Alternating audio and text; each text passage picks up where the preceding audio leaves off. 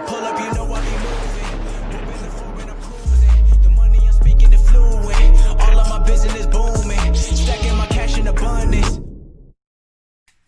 Yo les postos, on y est, demi-finale de Ligue des Champions entre le Red Bull Leipzig et le Paris Saint-Germain, demi-finale de Ligue des Champions ce soir. Paris a l'occasion de participer et de se qualifier pour sa première finale de Ligue des Champions et de remporter dimanche sa première Ligue des Champions de son histoire. Ce serait vraiment historique. Après 96 et cette victoire contre le Rapid de Vienne 1-0, Paris avait gagné déjà une Coupe d'Europe en 96, mais cette fois-ci c'est la Ligue des Champions. Première demi-finale depuis 25 ans, la deuxième de son histoire. Paris a l'occasion d'aller en finale et devra pour ça battre le Red Bull Leipzig de Julian Nagelsmann qui est impressionnant cette saison en Ligue des Champions. Nous avons deux coachs allemands face à face. Julian Nagelsmann est l'ancien joueur de Thomas Tuchel à Augsbourg, mais malheureusement, enchaînant les blessures, M. Nagelsmann a dû arrêter le football. Donc déjà, Thomas Tuchel avait des problèmes avec les blessures à l'époque. Apparemment, ça l'a poursuivi pendant toute sa carrière. On a vu que ça a continué au Paris Saint-Germain. On a deux styles différents, malgré qu'on nous explique qu'ils sont presque pareils et qu'ils ont beaucoup de points communs. Ils n'ont aucun point commun. Julian Nagelsmann est 10 fois supérieur à Thomas Tuchel, avec un effectif, en plus de ça, très inférieur sur le papier à celui du Paris Saint-Germain. Julian Nagelsmann a prouvé qu'avec des petites équipes, il pouvait faire de très grandes choses. Donc, j'ai regardé les deux conférences de presse de Thomas Tuchel et de Julian Nagelsmann. Pour commencer avec celle de Thomas Tuchel, c'est assez séduisant, son discours. Ça fait plaisir. On voit un mec qui veut gagner en nous expliquant qu'il connaît très bien le jeu du Red Bull Leipzig, qui sait à quoi s'attendre, qui ne sera pas surpris. C'est pas le fait de rentrer dans l'histoire, il faut gagner ce match, c'est tout. Voilà le discours de Thomas Tuchel. Mais malheureusement, contre l'Atalanta Bergame, en conférence de presse d'avant-match, il avait un peu le même discours en nous expliquant que voilà, l'Atalanta Bergame, on sait comment il joue, on ne sera pas surpris, donc c'est nous qui devrons répondre au niveau de l'impact physique, au niveau de la course, au niveau de l'efficacité devant le but. Donc là, il y a des choses qui vont changer parce que Di Maria et Kylian Mbappé vont être titulaires ce soir, contrairement face à l'Atalanta Bergame. L'entrée de ces deux joueurs titulaires vont vraiment apporter quelque chose de plus au Paris Saint-Germain pour peut-être contrer le jeu très offensif et exceptionnel de Julian Nagelsmann. Donc, Thomas Tuchel, c'est bien d'avoir un discours comme ça. On aime les discours comme ça qu'a fait Thomas Tuchel. Mais malheureusement, c'était le même que contre l'Atalanta Bergame. Et on a vu que contre l'Atalanta Bergame, aucun projet de jeu. Pendant 70 minutes, tu as sombré collectivement. Tu as dû t'en résoudre à des, on va dire, exploits collectifs. Il y en a qui t'expliquent que c'est grâce à Tuchel qu'on est en demi-finale de Ligue des Champions parce qu'il a fait rentrer Kylian Mbappé, Choupo-Moting et Leandro Paredes. Mais tout le monde aurait fait ça. Vu qu'il n'y avait que ces trois joueurs disponibles, avec la blessure de Ливин Kurzawa, Marco Verratti et la suspension d'Angel Di Maria qui était suspendue, ils n'étaient pas disponibles, donc tu ne pouvais faire que ces choix-là. Tout le monde aurait fait rentrer Kylian Mbappé, Leandro Paredes et Choupo-Moting. Donc voilà, à l'arrivée, on aurait eu le même résultat. Donc, que Di Maria et Mbappé rentrent, ça va faire beaucoup de bien. Que Paredes soit titulaire, ça va faire aussi énormément de bien. Après, il n'a pas le choix. Une bonne nouvelle aussi, Marco Verratti est dans le groupe et peut-être pourrait rentrer lors d'une fin de match défavorable ou pas très favorable pour le Paris Saint-Germain. Tout dépendra un petit peu du score. Voilà, Mbappé il est rentré parce que voilà, Paris était mené 1-0. Mais je pense que si Paris aurait mené 1 ou 2-0, peut-être qu'il ne sera pas rentré. La conférence de presse sur Julian Nagelsmann qui a exposé son plan pour battre le Paris Saint-Germain. Il y en a qui disent que pourquoi il a exposé son plan, il part un petit peu à l'abordage, au suicide. C'est pas bon d'exposer son plan 24 heures avant un match. Mais en aucun cas c'est suicidaire parce que Julian Nagelsmann joue de la même façon depuis qu'il est entraîneur, que ce soit avec Hoffenheim ou le Red Bull Leipzig. Le jeu de Nagelsmann n'a jamais changé et ne changera pas. C'est comme le jeu de Gasperini. Tu ne peux pas changer ton jeu du jour au lendemain. Ce sera toujours un 3-5-2 ou un 3-4-3. Tout le monde un peu peut faire son interprétation. Mais voilà, Julian Nagelsmann a exposé son plan pour battre le Paris Saint-Germain. Demain soir, le Red Bull Leipzig va affronter le Paris Saint-Germain en demi-finale de Ligue des Champions. Et comme le veut la tradition à la veille de ce choc, Julian Nagelsmann s'est présenté en conférence de presse. Le technicien allemand a confié, contre le Paris Saint-Germain, il ne faut pas seulement être bon. Il faut tout donner, être à 100%. Nous sommes certes heureux d'être en demi-finale, mais nous voulons aller encore plus loin. Puis, il a rajouté, ce sera difficile de défendre face à eux, mais face à nous aussi. Les joueurs devront aller de l'avant et être créatifs. L'équipe qui gagnera sera celle qui marquera un but de plus que son adversaire. Merci du tuyau. Comme entraîneur, on voudrait toujours avoir plus d'influence sur le jeu, mais très honnêtement, notre impact pendant le match n'est pas énorme. Le plus important, ce sont les séances d'entraînement pour tenter d'apporter le plus de solutions à l'équipe. Des solutions, Julian Nagelsmann n'en manque pas. C'est ce qu'il a confié lors d'un entretien accordé à Goal.com un peu plus tôt dans la journée. Il cite « Il est important de travailler collectivement. Tout d'abord, nous devons nous assurer d'empêcher les ballons pénétrer dans la profondeur. Ils ont des zones ciblées, précises, dans lesquelles ils veulent jouer devant la chaîne défensive opposée. Nous avons déjà eu une idée, de la façon de fermer ces espaces. Le but est de percevoir la pression exercée par le manieur. Néanmoins, l'adversaire a une incroyable qualité individuelle, surtout beaucoup de vitesse tactiquement au point, c'est imparable. Physiquement, parce que si un Mbappé est plus rapide que vous, alors c'est tout et vous ne pouvez rien y faire. Je crois que nous pouvons gêner davantage l'adversaire si nous avons nous-mêmes beaucoup de balles et beaucoup la balle et que l'on veut se créer des opportunités. Donc voilà, il dit rien de surprenant. C'est sa façon de jouer.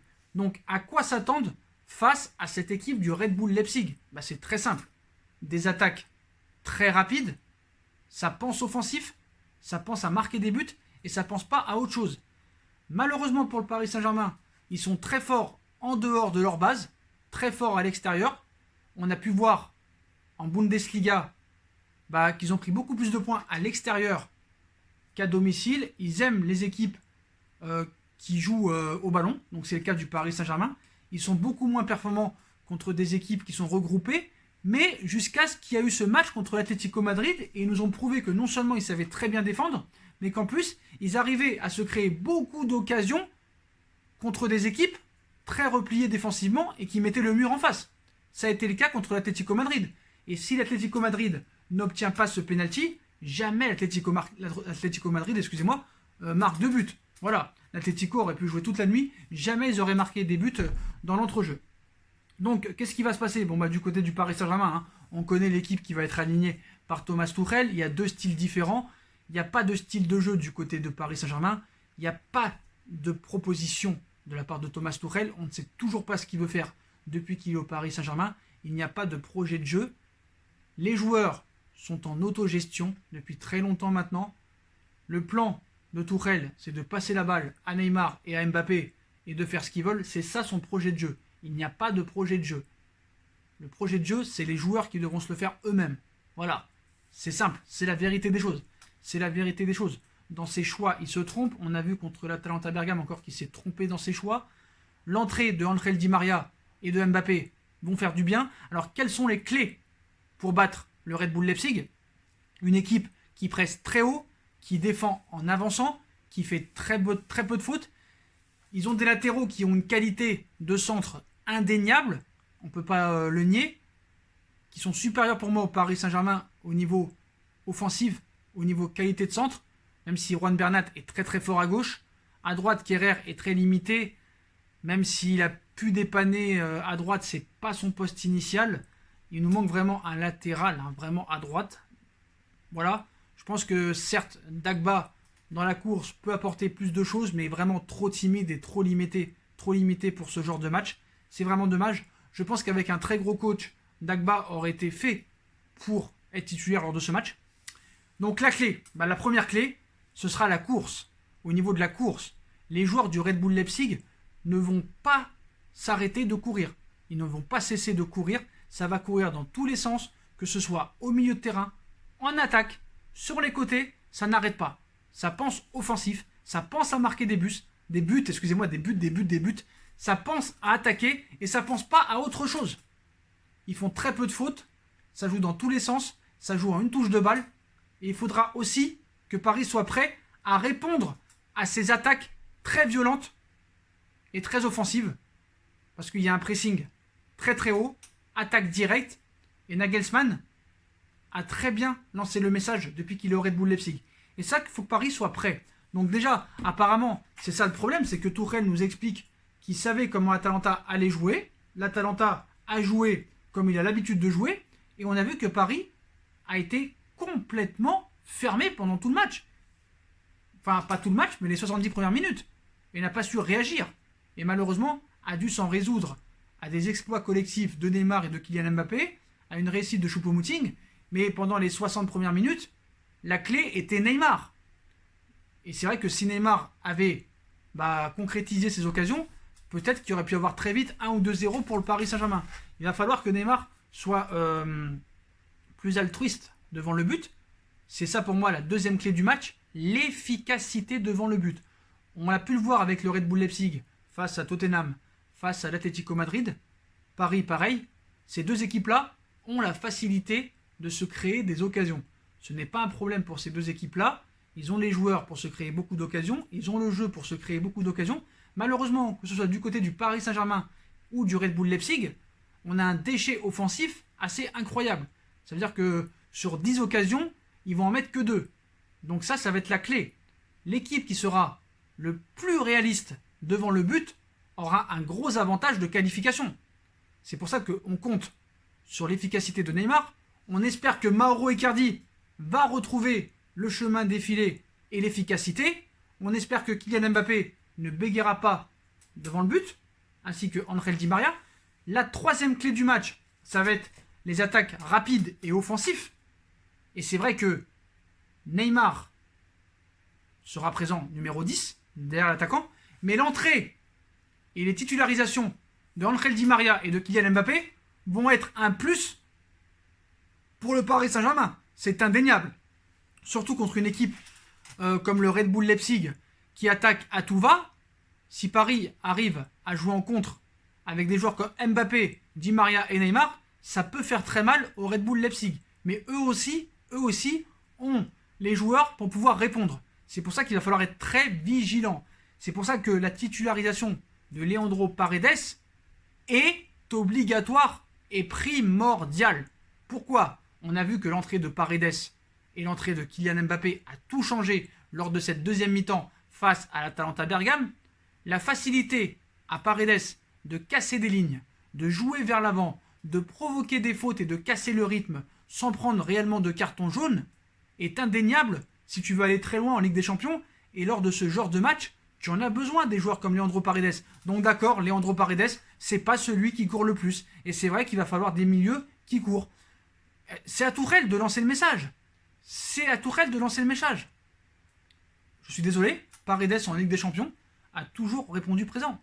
Que ce soit contre le Borussia Dortmund, que ce soit face à l'Atalanta Bergame, il a toujours répondu présent. Et je pense que ça aussi, c'est la clé du match. Mais voilà. On va parler aussi des gardiens.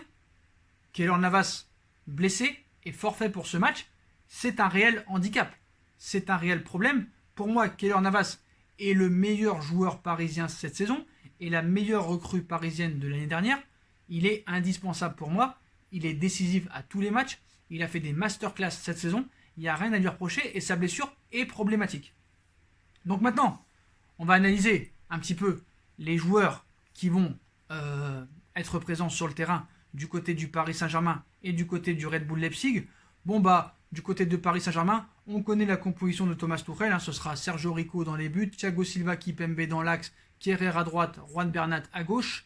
Au milieu de terrain, nous aurons Marquinhos et Leandro Paredes.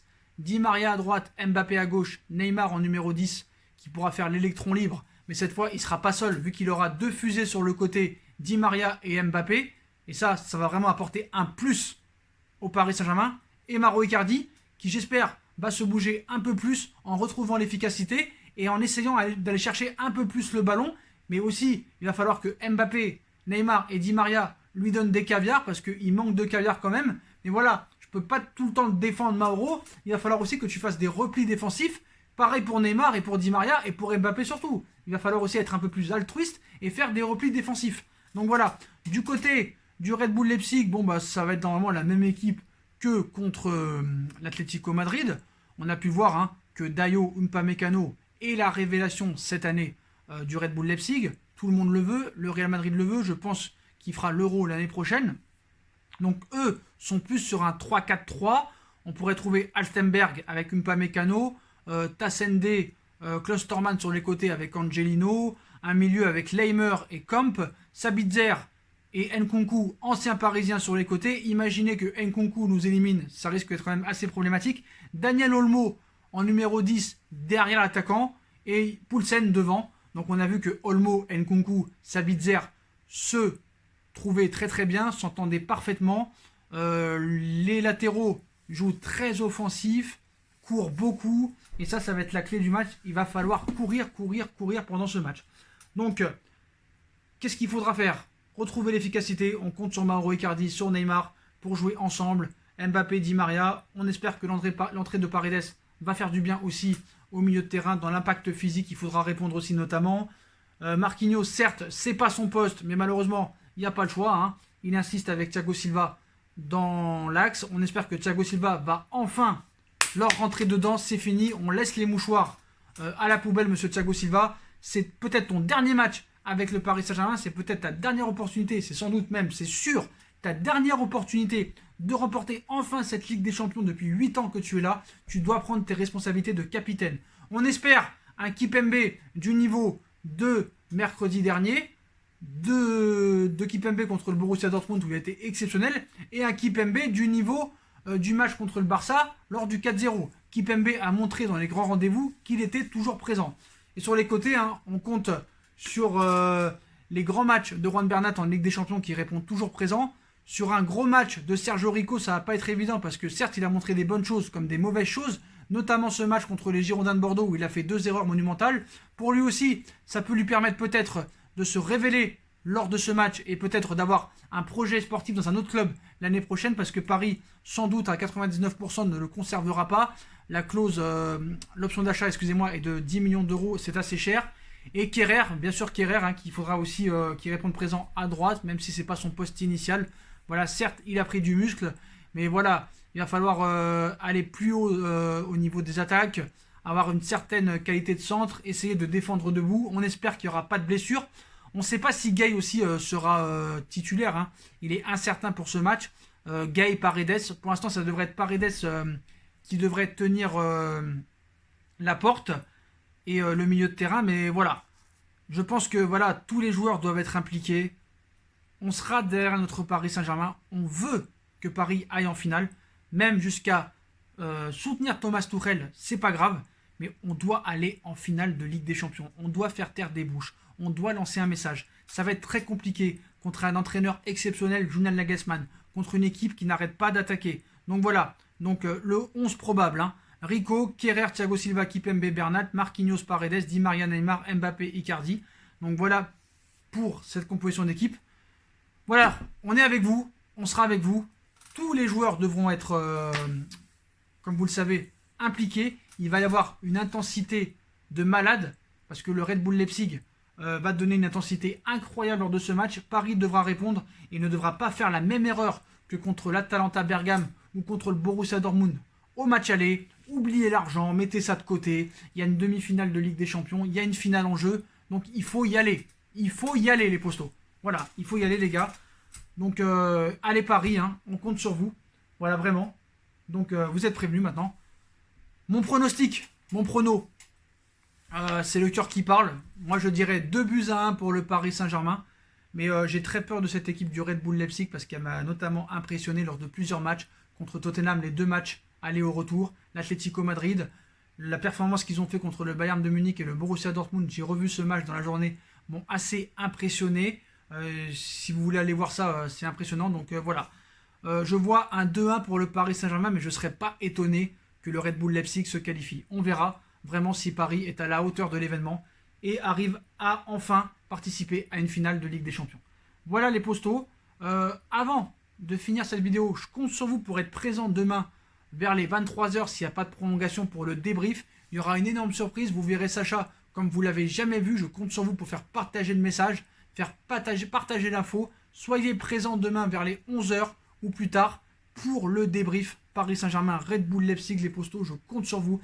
Si vous avez kiffé la vidéo, je compte sur vous pour bombarder la barre de like, on partage, on commente. Dites-moi votre pronostic à vous aussi. On s'abonne. On nous rejoint, enfin on me rejoint sur mes différents réseaux sociaux ainsi que sur Utip. Si vous aimez mon travail, vous pouvez faire un petit don comme vous voulez. Ce sera en bas en description, ainsi que ma deuxième chaîne YouTube No Feeling. Voilà les postos, je vous souhaite à tous une bonne continuation. On est ensemble toute la journée pour ce match, il y aura des infos. N'oubliez pas d'activer la cloche. On sera là pour les compos, on sera là pour l'avant-match, on sera là pour les infos mercato. On reste sur le qui-vivre 24h sur 24, 7 jours sur 7. C'est notre journée les postos. Et puis on espère être en finale demain soir en Ligue des Champions. Soyez présents. Allez Paris, allez Paris, allez Paris. Tchuss.